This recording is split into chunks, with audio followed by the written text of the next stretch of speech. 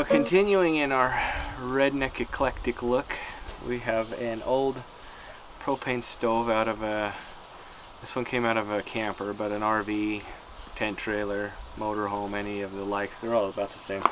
They run on propane and they're usually in really good shape. This is your pressure regulator. It sets it so that it is a pressure that does not blow out the lines, that you don't have a flame torch, but you have, when you've plugged it in, you have all just oxygen in here, and oxygen is necessary to burn, but it's not what is used to burn. That would be the propane. So you have to purge the system out.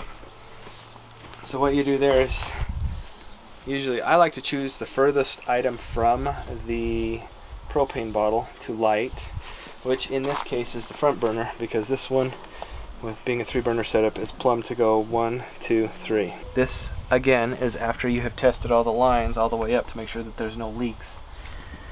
Start your flame, which is going to be windy. Start your flame. There we go. And then you turn your gas on.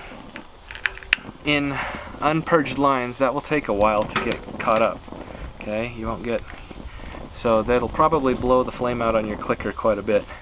But eventually you should have a flame that starts a little bit, tries to blow out your flame, but then it catches, and then it'll start to move a little further, and then eventually just kind of moves around into a blue flame. Hey guys, so we are leaving on another trip tonight at 6 o'clock p.m. and I was planning on making just muffins and doing travel muffins so that we could do our collaboration with Laurie Family Homestead.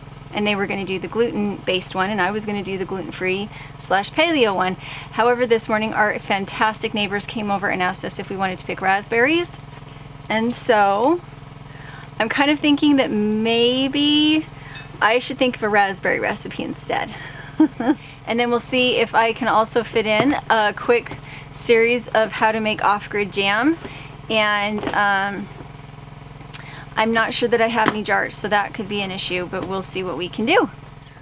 So, there's those little guys. Put my bowl down.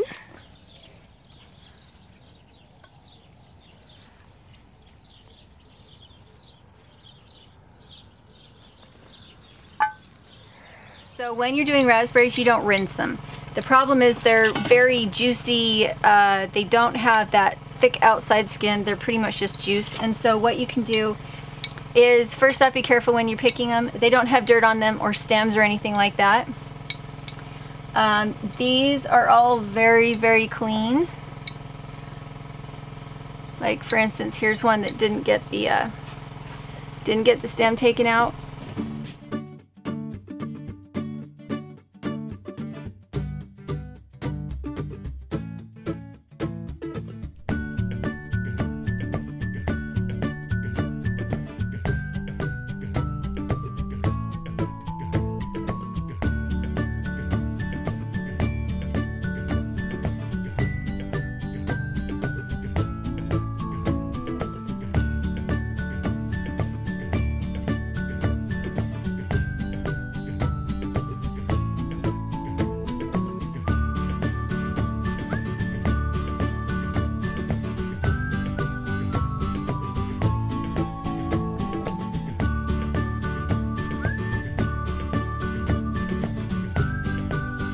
So Paige is going to go ahead and get me my raspberry jam started because I am making the muffins and she's really good at stirring and flavoring everything. So I did it back in Florida. It was, I think, blueberry jam that I made, or strawberry, and it was super good.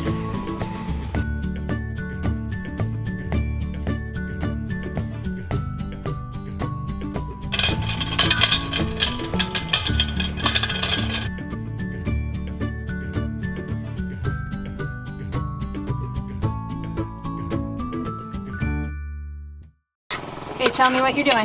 So I am stirring the raspberries. I haven't yet added in the sugar. So since this has nothing, I need to be very careful because the ants will start coming sugar.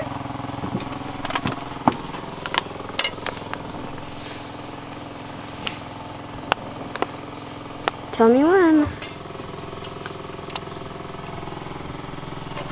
A little more slowly.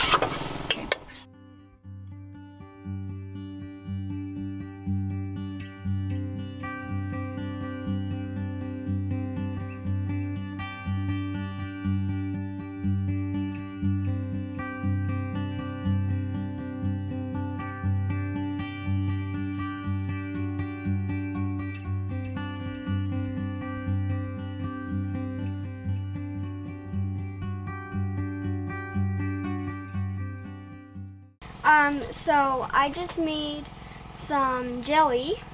It's still steaming, so I'm gonna try it out.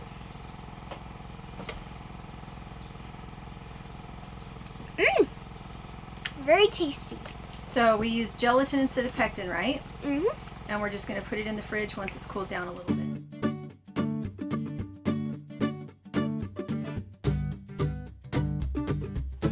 Okay, so the verdict is,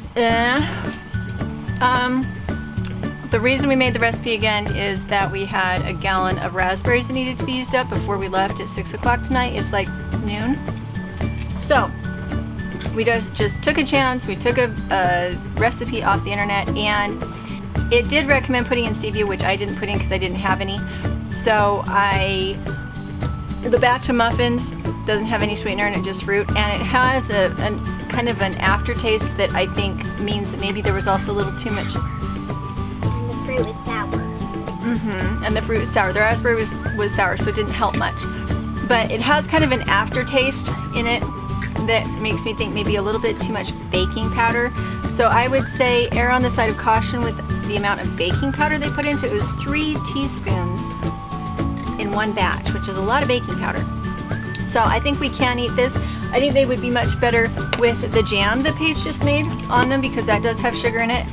I did make one second batch in cake form. I put it in a hot water insulating bath in the oven because it seemed like in the little RV ovens, they're not really meant to make a 4-course meal or anything large. And so putting a cake in is kind of iffy because the bottom will burn and the top won't get done. So I put it in a well of water in another pan, and I turned the heat way down, and I added about half a cup of sugar. It was turbinado sugar. We don't usually eat a lot of sugar, but this really needed it. So we put that in. We'll see what we think of it. So again, I'll have the link below. Go check out Lori Family Homestead if you'd like to see a regular recipe that's not gluten-free or paleo. I will have the link in the description and the card for them.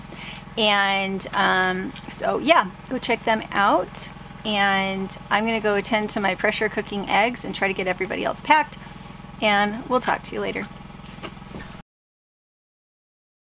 So if you have ruined muffins and you have a lot of really expensive ingredients in them like I do, because when you eat paleo it's somewhere in the neighborhood of like $10 a pound for the flour, crumble it up, turn it into cereal, sprinkle a little bit of sweetener, put some goat's milk on it, and there you go.